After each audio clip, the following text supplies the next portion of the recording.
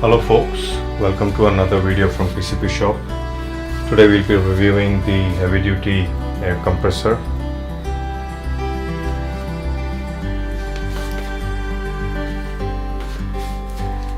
We have attached the 3 feet hose.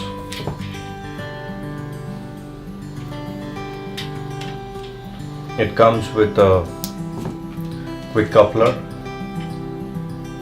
also called as a female Foster, which attaches onto most of the PCPs like your Crossman's, your Benjamin Discovery Marauder, the Day-Stage and the FX, just in case you do not have the right male coupler, or if your air gun comes with a fill probe with male BSP threads, just let us know and we shall help you out with the right adapter you need to attach it. Costs around 600 bucks, so you can just attach that to your existing fill probe and you will be able to attach it directly onto your air gun. At the end of the hose is the male BSP threads, and we do ship it with 2 Duty washers on the fill end.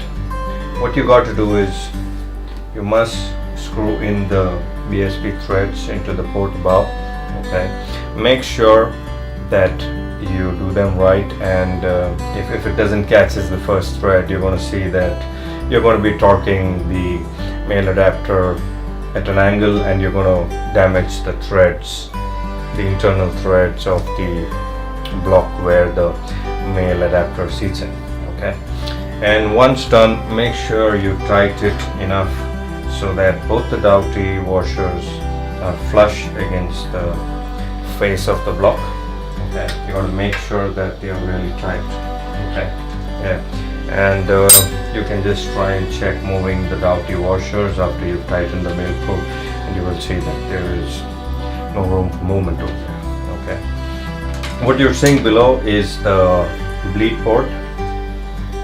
The compressor does come with a bleed knob. You shall find that in the spares box with shipped with the compressor. It just screws into the brass block. You don't have to over tighten that. It seats all the way in, and you're going to see a gap of around 2 to 3 millimeter over there. You don't need to overdo that. You can just tighten that. Yeah, a wee little bit, and once you start your compressor, if you feel that it is still leaking air, you can just further torque that a bit more. So yes, the hose is 3 feet and it gives you plenty of room for adjustment. These hoses are rated 600 bar, so the compressor is just filling max up to 300 bar. This compressor is rated up to 300 bar. Of course, you can fill it to much lower pressures. It has a cutoff feature in it. The max pressure for cutoff is 300 bar. You can change that to 200 bar, 100 bar, 50 bar, or whatever you want. It's a manual needle that you need to adjust for the auto cutoff. Let's get behind the compressor and just talk about some of the parts that come with the compressor. Yeah. So the gauge is right on top. I'm sorry I don't have an angle to cover that, but yes, you will see the gauge, and it reads both in MPa and in PSI.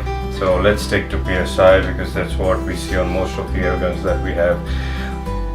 The gauge has 2 parts. If you see, one is in the black zone and the red zone. Make sure you do not enter the red zone. You got to adjust the compressor to where you want it to fill with the needle, with the brass needle on top. So if it goes all the way to the end in black, that's 300 bar, 1300 to 400 psi.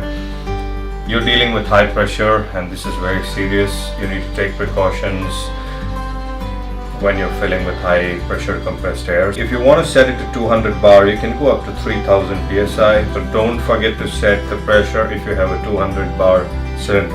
Okay, you got to set it to 200 bar. This compressor is going to auto cut off at 200 bar. Okay. It does have a digital meter on top which shows you the temperature of the compressor. Make sure you don't want the temperature. Right now it's reading 27.2 degrees Celsius. I don't want it to be above 100 when you're filling, and if it reaches, what you got to do, you just got to change the water which is cooling the heads of the compressor, which you're seeing right over here. Okay, it has a dual head cooling system, so make sure that you change the water. We have the power adapter which goes right at the back of the compressor. It's a 230 volts and it requires at least 5 to 8 amps. Okay, it's a 6 amps plug, but I would recommend that you use a socket which is 15 amperes. It does come with the manual. Please do read the manual. Now let's see the spare kit. I already took that off, but when the compressor ships to you, you're gonna see a dead end cap with the washer. You're gonna see a dead end cap with the washer, which fits right over here where the oil compartment is. How do you identify that? It's shown in the manual, and you have a gauge which clearly shows you how much oil is there in the compressor. Okay. Now the dead end cap, you need to remove the dead end cap. Make sure you also remove the washer on the dead end cap, yeah, and fill in oil into the compressor. Now, because the color of the oil is light, okay, you may overfill oil into the compressor, so make sure you have another person looking at the level as you pour oil into the compressor. You do not want to cross 3/4 on the oil gauge. It should be more than 1/4 and less than 3/4 on the gauge. It's clearly shown in the manual. Yeah, you have an indicator there that clearly shows that that's 1/4 is the danger line, and you don't want it exceeding 3/4 of the gauge. Okay, it's going to degrade the performance of the compressor, so best practice is to maintain the right oil levels when you're filling when you want to be using the compressor. It does come with seals, and if you would ever need that for maintenance. It also comes with a quick detach thin female adapter and o-ring seals for the collar of the adapter. This is useful and handy for most guns, most competition air guns. They do ship with DIN kits. Yeah, they do ship with DIN connectors, male DIN connectors. You can install the o-ring at the collar of the adapter, attach your DIN kit, your male DIN kit or your male DIN adapter directly onto the adapter, and you could use the male quick disconnect adapter to couple it onto the female foster. As simple as that.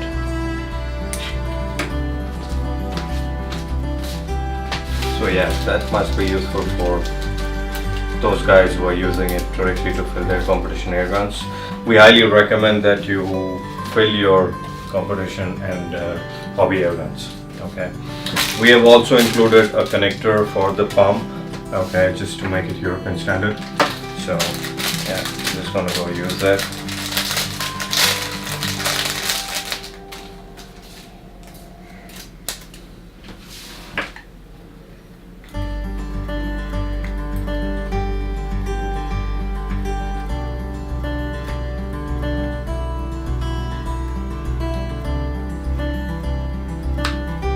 Yeah, it seems a bit tight, but yeah, it's better to be tight than loose. Okay.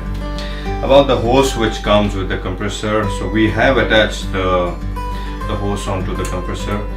They are in two sizes. One is the thicker one and one is the thinner one. You don't want to interchange that, so you just insert the tubes. You insert the larger tube into the socket, to the larger socket, and the smaller tube into the smaller socket. The larger tube, again, it matches the port on the pump. Okay. There's just one port on the pump, the larger tube. You're just going to insert the larger tube into the port and just push it right away. Okay, if you try to pull it back, it's a one-way plug, so you just got to push it real tight and it's going to seat itself. Yeah, same goes with both the plugs on the cooling heads of the compressor. You just got to push them right away in and it's going to seal itself. Yeah, and create a water airtight seal. Right. So yeah, the thinner hose, that's the output. So pump is going to suck all the water and it's going to throw out the warm water, the hot water back into the circulating system. Okay. The pump remains completely submerged in water. We're going to show you that in a bit. Yeah. So the pump has to be completely submerged. It's got suction cups which just holds onto the plastic, and it works on normal 230 volts. It doesn't take much power to run the pump as well. Before starting the compressor, so I'll just do a quick review on the checks. So first thing you want to check what's the temperature on the compressor. It shows you on the top as a digital display. You're going to set the PSI, the right PSI that you want to fill it in. If it's a 200 bar, you're going to stick to 3000 PSI. If it's 300 bar, you can go right up to 4300 PSI. Yeah. The next thing you got to check is the pump is powered on. You got to power on the pump before you fire the compressor. So you're going to plug that in and make sure that you see the water circulating. Once that is done, the next thing I'm going to do is I'm going to check my oil levels, or I will do the oil level check before I start the pump. Make sure it's above the 1/4 and below the 3/4 of the oil gauge. The final stage would be to check the bleed valve. Make sure the bleed valve is closed, or it's going to vent out. It's going to vent out all the air from the bleed port, and you're not going to be filling your cylinder. So yeah, the female Foster can directly be attached onto an adapter which goes onto your air gun. So just recheck that all your fittings are in place. You have your pump running, you have your oil check, you have your bleed valve closed, and the female Foster is now attached onto the air gun. You have a contained system, and you can now power on the compressor. The compressor does ship with extra oil.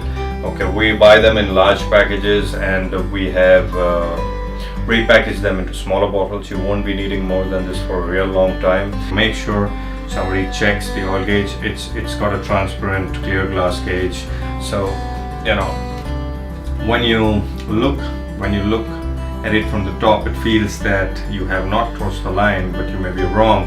And getting all the oil out from the compressor is going to be a task, because you got to tilt it and get it into a container, and then you got to re-pour the oil to the right level. So I would strongly advise that you have somebody else check the levels when you fill oil into the compressor.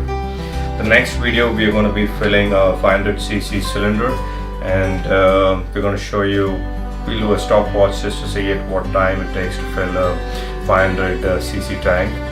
So stay tuned and do see part 2 of a video where we're going to show you how to use the compressor to fill air. And thanks for watching. Do subscribe to our videos and stay tuned for more.